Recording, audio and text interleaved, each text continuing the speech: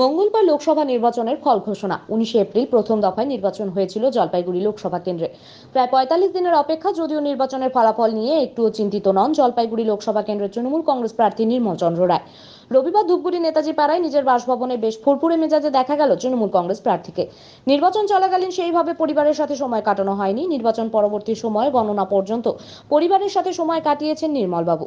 সেই সাথে নিজের সঙ্গী করেছেন খবরের কাগজ, পত্রিকা থেকে শুরু করে গল্পের বইকে। যেহেতু তিনি লোকসভা আসনের প্রার্থী, পাশাপাশি ধূপগুড়ির বিধায়ক, সেই কারণে মানুষকে পরিষেবা দেওয়ার জন্য বেশি লম্বা ছুটি তিনি নিতে পারেননি। তৃণমূল প্রার্থী জানান, মানুষ তাদের মতামত দিয়ে দিয়েছে, সেটি এখন তালাবন্ধ অবস্থায় স্ট্রং রুমে রয়েছে। কাজে এইসব নিয়ে দুশ্চিন্তা করার মতো কোনো কারণ নেই। মানুষ তৃণমূল কংগ্রেসের উন্নয়নের পক্ষেই রায় দিয়েছে বলে দাবি করেন তৃণমূল কংগ্রেস প্রার্থী। আর কি অপেক্ষা করছেন বা কেমন ভাবে দিন কাটছে, কতটা টেনশন? প্রথমত বলি, লাস্ট কোশ্চেনটার উত্তর প্রথমেই দিই। কোনো টেনশন নেই আমার, এবং গণনার দিনেও আমার টেনশন থাকবে না। আর এই যে 1.5 মাস, সত্যি কথা বলতে, যে 1.5 মাসে আমি মাঝে মাঝে, সবসময় না, মাঝে মাঝে নিজেও ভুলে যেতাম যে আমি ক্যান্ডিডেট কিনা, যে এত সময় ধরে ভোটটা চলছে। আর তারপরে আমার সময় কাটলো, আমি তো বেসিক্যালি অধ্যাপক মানুষ, একাডেমিক ফিল্ডেরই মানুষ, পড়াশোনা করেই আমি সময়টা কেটেছি, মানে কেটেছে আমার, এখনো পড়াশোনা করছি। আমার ওটাই প্রথম কাজ। তো পড়াশোনার মধ্য দিয়ে আমার সময়টা কেটে গেছে পরিবার নিয়ে, পরিবারের সবার সাথে।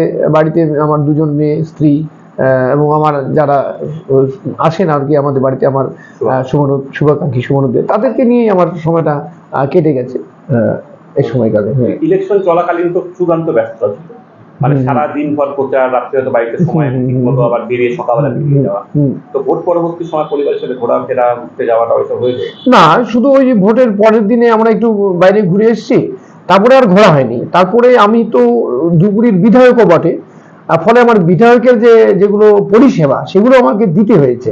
মানুষজন আসছে, তাদের বিভিন্ন ধরনের সমস্যা নিয়ে, আর সেগুলো কি করে সমাধান করা যায়। কারো পেশেন্ট রয়েছে হাসপাতালে, সেটা নিয়ে, কারো মানে কঠিন রোগ রয়েছে কিডনির বা ক্যান্সারে, তাদের রেকমেন্ডেশন করিয়ে দেওয়া।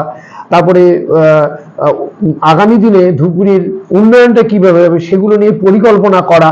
এখন তো এমসিসি চলছে, এখন তো আমরা কাজ করতে পারছি না, কিন্তু পরিকল্পনা করতে তার দোষ নেই।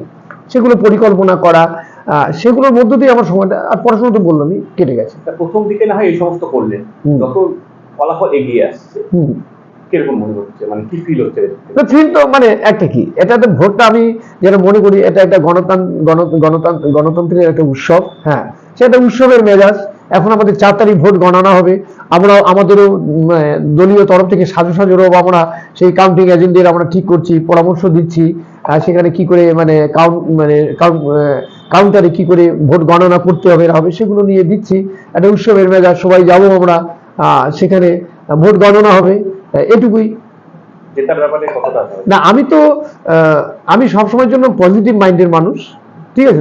এখনো আমি আগেও বলেছিলাম, এখনো আমি বলছি, যে আমি জেতার ব্যাপারে মানে সম্পূর্ণভাবে আশাবাদী আমরা জলপাইগুড়িতে, ঠিক আছে? তো তারপরে বাকিটা হচ্ছে যে ইভিএম বন্দি আছে, সাধারণ মানুষের রায়, সেখানে সেদিনই 4 তারিখ পরিষ্কার হয়ে যাবে। কিন্তু আমার দৃঢ় বিশ্বাস 4 তারিখ আমাদের পক্ষে, অর্থাৎ তৃণমূলের পক্ষে সেদিন মানুষের রায়টা, ফলাফলটা বেরোবে।